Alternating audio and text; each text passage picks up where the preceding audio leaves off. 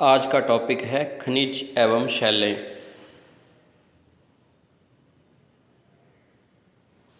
पृथ्वी विभिन्न तत्वों से बनी हुई है। यह तत्व पृथ्वी के अंदर तरल अवस्था में और बाहर ठोस अवस्था में पाए जाते हैं।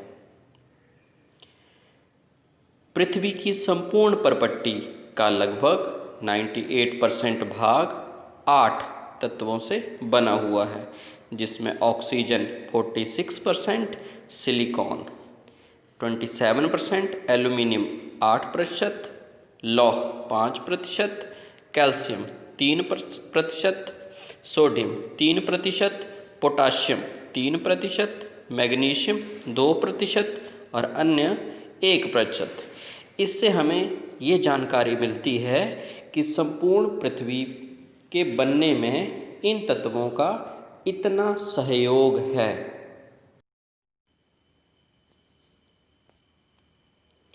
भूपर पट्टी पर पाए जाने वाले तत्व प्रायः अलग अलग नहीं मिलते, बल्कि सामान्यतः यह एक दूसरे तत्वों के साथ मिलकर पदार्थों का निर्माण करते हैं। इन पदार्थों को खनिज के नाम से जाना जाता है। भूपर पट्टी पर कम से कम 2000 खनिजों की पहचान की जा चुकी है, उनको पहचाना जा चुका है, जिसका उपयोग आप दैनिक जीवन में करते हैं, जैसे लोहे की बनी कुर्सी, खाने के लिए बर्तन, नमक, पोटाशियम, जो खेतों में आप कुछ बीज डालते हैं उसके साथ कुछ खाद डालते होंगे, वो भी कहीं ना कहीं खनिजों का रूप है।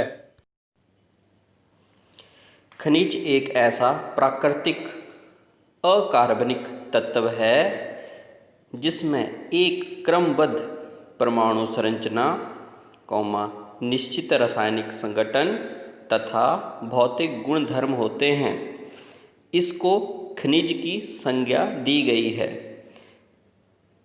ये हमारे जीवन में बहुत ही महत्वपूर्ण क्रिया करते हैं, हमारे जीवन को सुगम बनाते हैं। आओ हम कुछ प्रमुख खनिजों और उनकी विशेषताओं का अध्ययन करें। सबसे पहले फेल्ड्स्पर। पृथ्वी की परपट्टी का भाग फेल्ड्स्पर से बना है। इसका रंग हल्का क्रीम और हल्का गुलाबी होता है।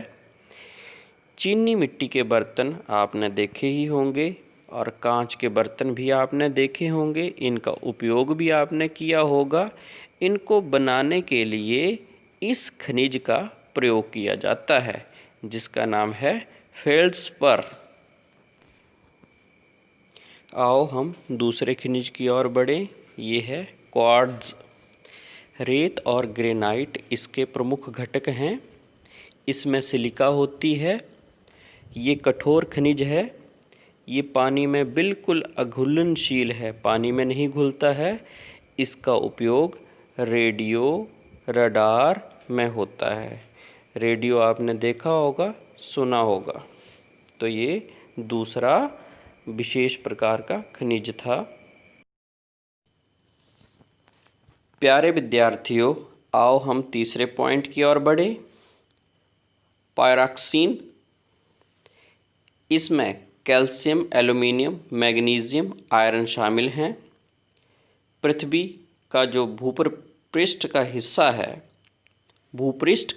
है 10% इससे बना है। ये उल्काओं में भी पाया जाता है। उल्का क्या होता है? मेटेओर्स जो आसमान से गिरती हैं। इसका रंग हरा और लाल होता है।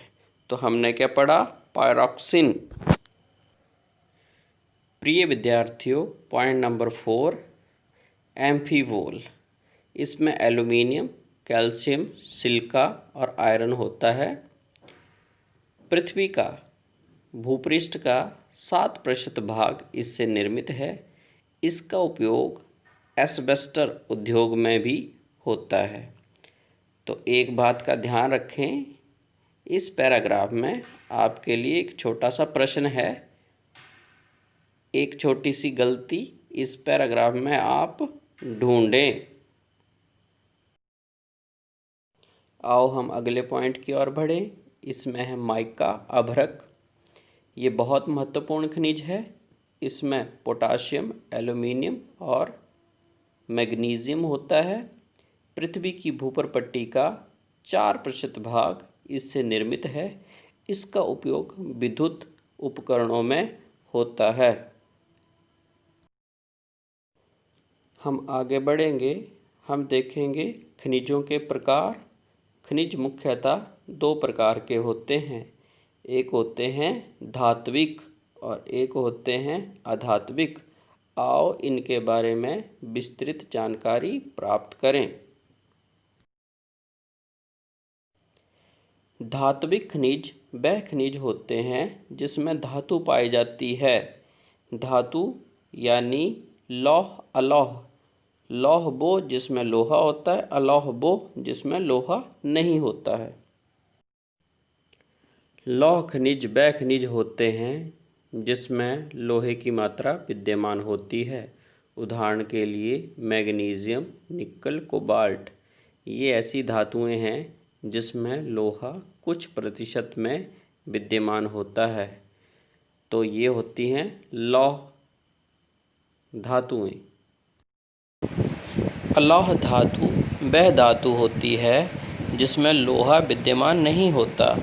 इसमें सोना, चांदी, प्लेटिनम आदि बहुमूल्य धातुएं शामिल होती हैं जो कि हमारे जीवन में विशेष महत्व रखती हैं। आपने सोने चांदी के गहने देखे होंगे।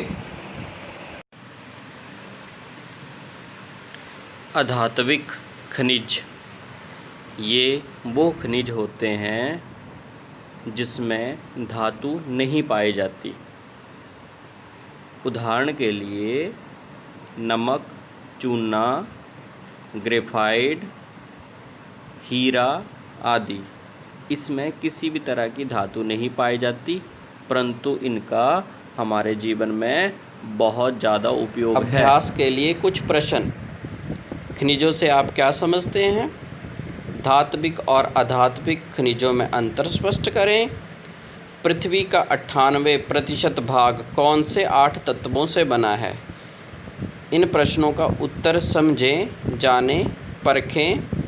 धन्यवाद।